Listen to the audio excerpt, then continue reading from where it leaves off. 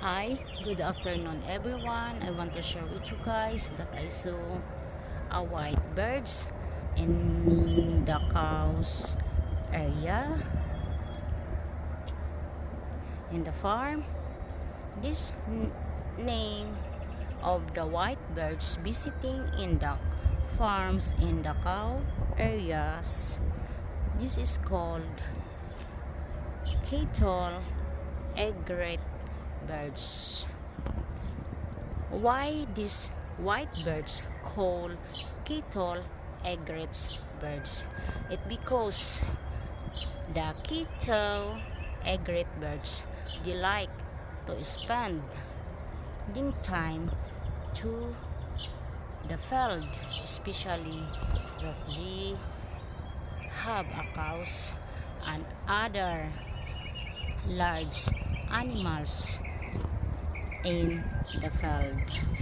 And this kind of birds is also following to the cows.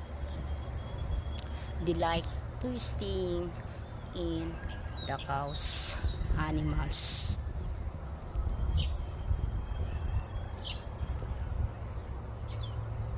They are looking their food in the field of cows in the farm. The cows did not harm to the white birds.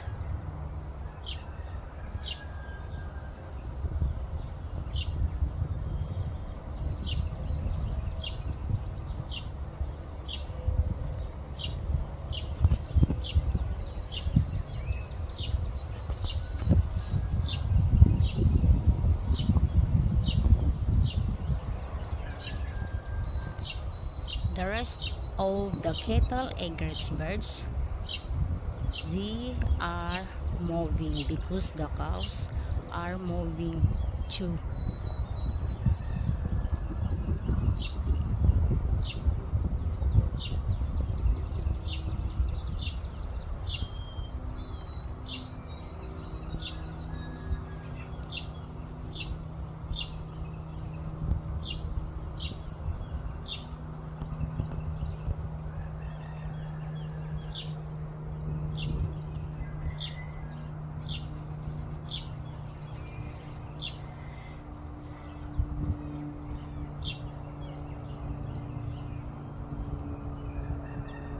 Thank you for watching and also the support. Be safe. Bye bye.